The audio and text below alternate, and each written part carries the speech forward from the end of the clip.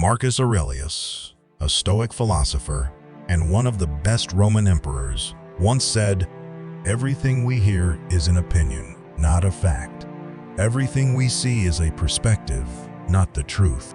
This quote reflects his Stoic philosophy, which emphasizes the idea that our perception of reality is influenced by our own perspectives and judgments. By recognizing the subjectivity of our perceptions, we can detach ourselves from knee-jerk emotional reactions and strive for a more objective and rational understanding of the world.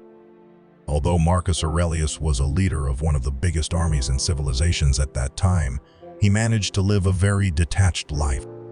As a Roman emperor, he had access to a lot of resources that could allow him to live a luxurious life and indulge in what many rulers at his time did. However, for Marcus Aurelius, his sole mission was to be a just and honorable leader who intended to inspire many to live a virtuous and fulfilling life. His words, especially his work in the Meditations, have inspired generations throughout history. He is still one of the most studied people in history. In this video, we will explore some Stoic principles that touch on detachment and help you let go of what is weighing you down. We will also look at how you can apply these principles to your life and start flying as high as a kite. Before we begin, kindly take a minute to subscribe to our channel and hit the notification bell. I know I sound like a broken record, but doing so really helps our channel grow and reach more people. You didn't find this video by chance. You were meant to find it, and joining this exciting community. We appreciate your effort in helping us grow. Thank you. Let's get started. Here are the 6 Stoic principles on how to let go and move on with your life. Lesson 1. The dichotomy of control. The foundation of the art of not forcing is the Stoic principle of the dichotomy of control. Stoicism teaches that there are things we can control and things we cannot. The art lies in understanding and accepting this distinction.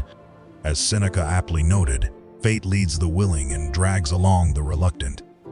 It encourages individuals to let go of the futile pursuit of controlling external events and focus their energies on what lies within their power, their thoughts, actions, and reactions.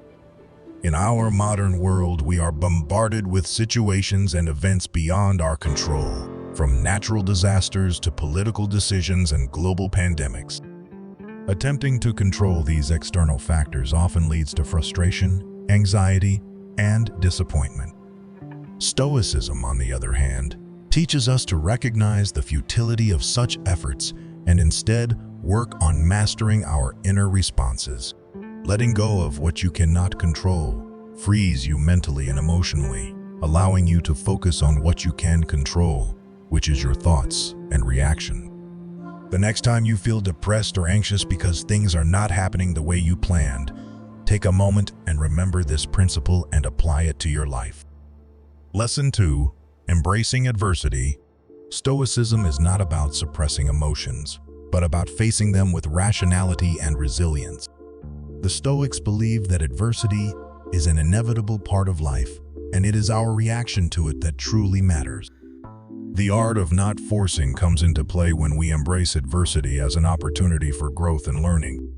Seneca wisely said, "A gem cannot be polished without friction, nor a man perfected without trials." For instance, consider the loss of a job.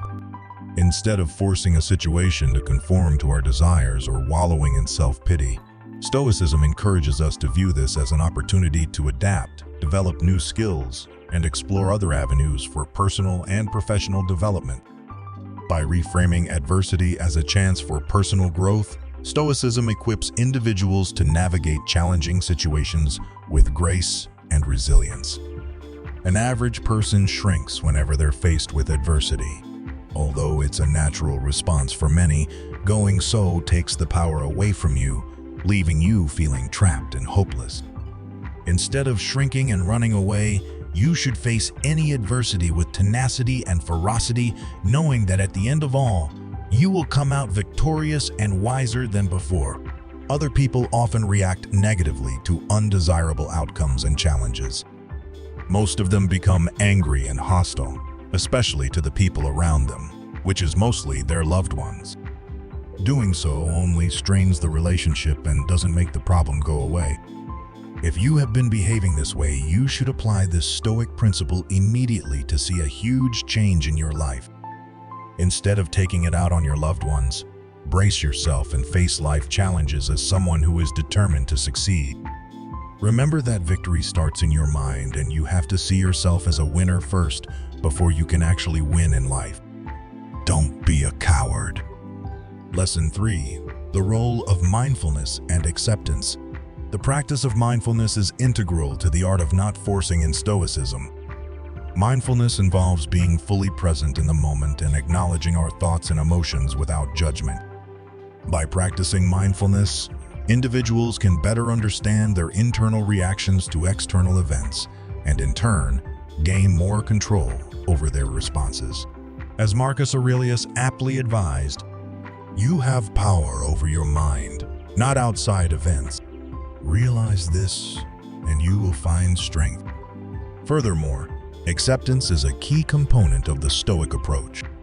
By accepting the inevitability of certain events, individuals can spare themselves unnecessary suffering. This doesn't imply passive resignation, but rather a willingness to adapt and take action within the bounds of one's control.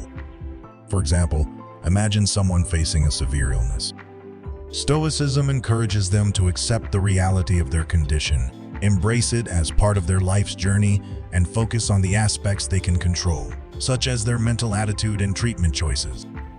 Accepting things as they are gives us a lot of peace, allowing us to focus on current events. Trying to influence things to go your way will only lead to a stressful life, where everything and every event will be inconvenient to you. Unfortunately, many people learn this the hard way. Allow me to ask you a question. How many times have you found yourself in unfortunate situations? Many, I presume. There is nothing wrong with you. Life is programmed to work like that. Many of our plans don't materialize the way we plan them to. And if they do, the results might be below or above what we expected. The best way to detach yourself from everything and live a happy life is by accepting the outcomes and doing things differently in the future. Lesson 4. Cultivating virtue. Stoicism also places great importance on the cultivation of virtue, emphasizing wisdom, courage, justice, and temperance. By focusing on becoming a virtuous person, individuals can align their actions with their values and, in turn, find a deep sense of purpose and fulfillment. Epictetus emphasized, first, say to yourself what you would be, and then do what you have to do. In the context of the art of not forcing, cultivating virtue means that individuals strive to act in accordance with their values even in the face of external challenges. By doing so, they can maintain their inner peace and remain true to themselves, regardless of the circumstances. A real-life example of this can be seen in someone who faces ethical dilemmas at work. Instead of compromising their principles to gain favor or success, a Stoic would choose to uphold their moral values, finding a deeper sense of fulfillment in living in accordance with their virtues. Suppose you have just moved to a new place or got a new job and you want to make friends. The people you are targeting to form friendships end up having compromised morals, like backbiting or sabotaging others. You could choose to do what they are doing, hoping to become friends with them. Or you could choose to uphold your morals and look for other friends. Compromising your morals so that you can become friends with these people is forcing issues, and you are too good to do that. Lesson 5. The power of resilience. Stoicism not only encourages the acceptance of adversity, but also the development of resilience. Resilience is the ability to bounce back from setbacks and challenges. The Stoic philosophy teaches that by mastering the art of not forcing and focusing on what is within our control, we can build the inner strength necessary to face life's trials with grace. As Marcus Aurelius eloquently put it, the impediment to action advances action. What stands in the way becomes the way. For example, consider an entrepreneur whose business faces unexpected financial turmoil.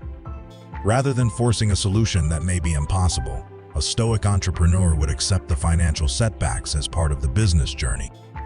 They would then channel their energies into finding creative and effective ways to address the challenges, drawing upon their inner resilience to adapt and thrive in a changing economic landscape.